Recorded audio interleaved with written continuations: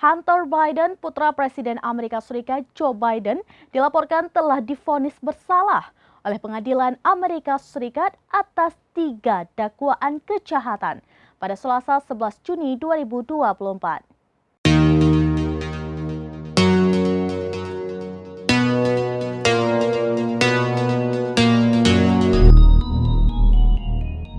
Hunter Biden, putra Presiden Amerika Serikat Joe Biden, dikabarkan telah divonis bersalah oleh Pengadilan Amerika Serikat atas 3 dakwaan kejahatan pada Selasa 11 Juni 2024. Menurut jaksa, Hunter Biden berbohong terkait formulir wajib pembelian senjata. Hunter mengaku dirinya tidak menggunakan senjata api secara ilegal, tetapi ternyata ia berbohong. Saat putusan dibacakan, Hunter terlihat menatap lurus ke depan dan menunjukkan sedikit emosi. Dia kemudian menepuk punggung pengacaranya, Abby Lowell, dan memeluk anggota tim hukumnya yang lain. Al Jazeera melaporkan ibu negara Jill Biden tiba di gedung pengadilan beberapa menit setelah putusan dibacakan. Namun Jill tidak berada di ruang sidang saat putusan dibacakan.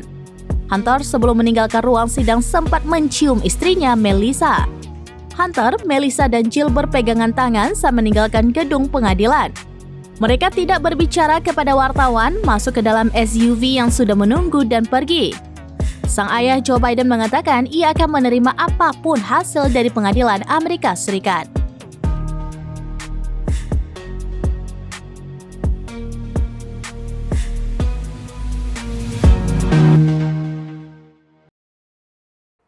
Demikian informasi terkini Syedar Alun. Saksikan terus beragam informasi lainnya. Jangan lupa like dan share seluruh akun serambinews.com. Download Tribun X sekarang.